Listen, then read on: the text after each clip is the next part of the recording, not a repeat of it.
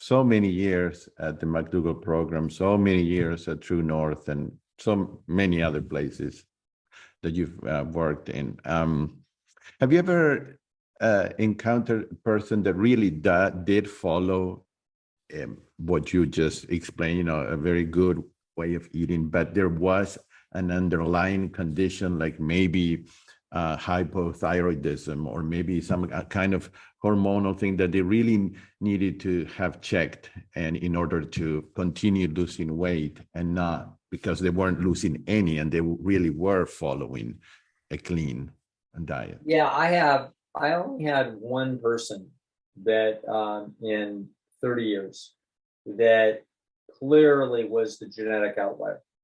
So this was a beautiful young lady, very smart, very beautiful, walked through my door, 5'4" and 360 pounds. And, and obviously the family tree betrayed this way outlying genes. And this young lady then started to eat a very disciplined McDougall maximum weight loss diet, and got down to about 240 pounds. So that's where it stopped. That's where she reached equilibrium. Then an unusual person decided that she would then at that point measure out her starches very, very fastidiously. So she was aiming to undereat by a couple hundred calories a day, knowing full well that she's still walking around with an extra 80 pounds on her. And so she fastidiously then did this and got all the way down to 160 pounds, which was, you're talking about incredible, diligent self-discipline over a couple of years. And then finally, actually, even at 5'4", 160, she could tell that she was still substantially overweight, because you could finally start to see the underlying genetic structure, and you start realizing, well, actually, ideal would be 125. Okay, and at that point, as one can imagine, on such an odyssey like this, she was like, "The hell with this." and how could anyone on earth argue with this reaction? So so she tossed the whole thing, and I think went back to essentially a healthy-ish McDougall thing, and wound up at 250 pounds and said that such is life. Okay, fair enough. So I have witnessed, I don't need to take anybody's word for it. In other words, anybody that tells me, oh no, I do everything perfectly. I've had a lot of people like that then later on told me that they didn't do it perfectly, and that when they really pinned their ears back, they started losing a bunch of weight.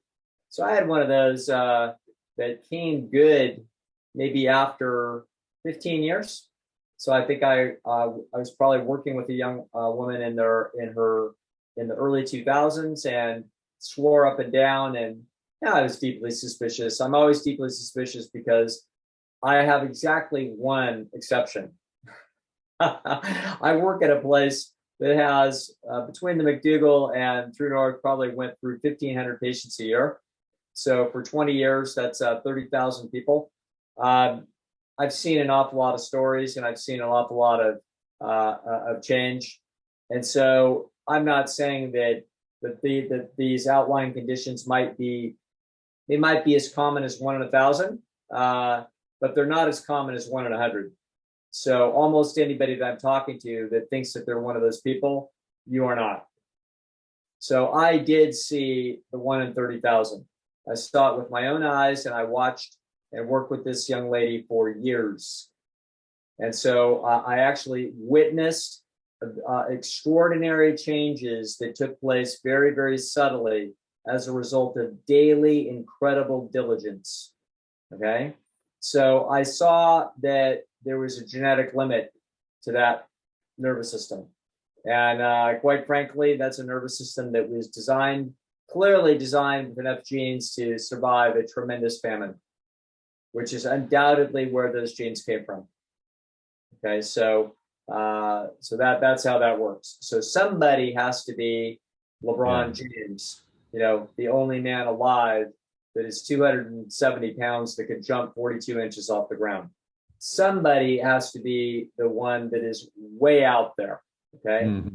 And my client was one of those extremely rare people. There are others. There's literally very odd genetic individuals that can become 600 pounds and so forth. That was not her, but she was certainly,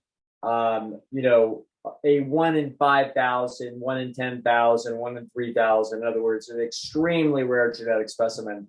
And there are people, and you will hit the limit. Yeah. Now, certainly there could be thyroid conditions. It's worth looking at. If you're doing a really good job and you're carrying around an extra 40 pounds, have your thyroid checked. It is probably fine.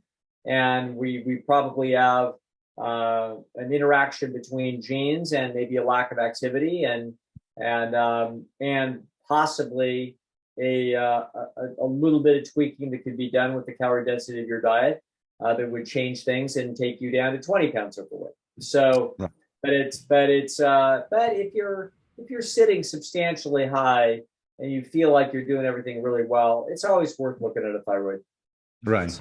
Okay.